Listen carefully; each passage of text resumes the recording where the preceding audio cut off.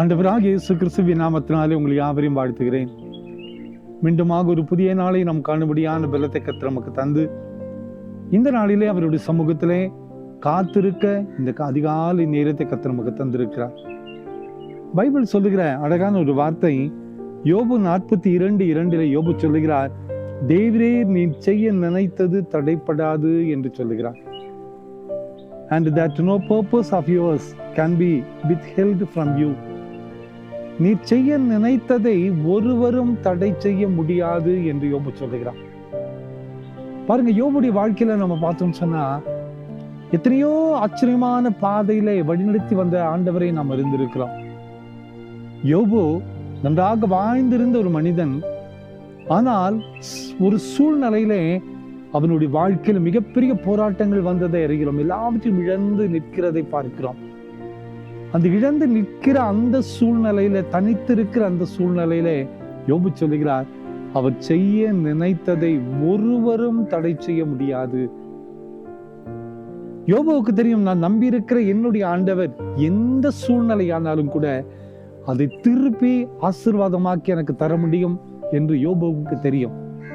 எனவே தான் இந்த ஒரு நம்பிக்கையான வார்த்தை சொல்லுகிறார், அவர் செய்ய நினைத்தது தடைப்படாது.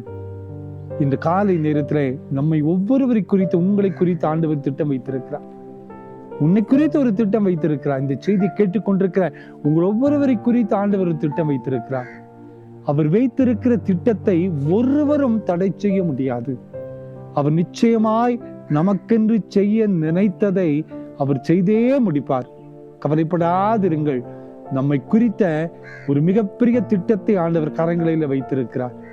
அவர் செய்ய நினைத்தது எந்த ஒரு மனுஷனாலோ எந்த ஒரு சக்தியாலோ மாற்றி அமைக்கவே முடியாது.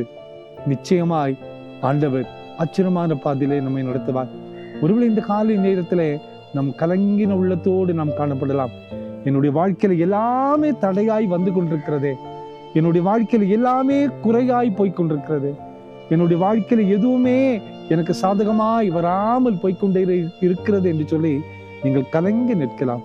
கவலைப்படாதிருங்கள். ஆண்டவர் சொல்லுகிறார், நான் செய்ய நினைத்ததை ஒருவரும் தடை செய்ய முடியாது.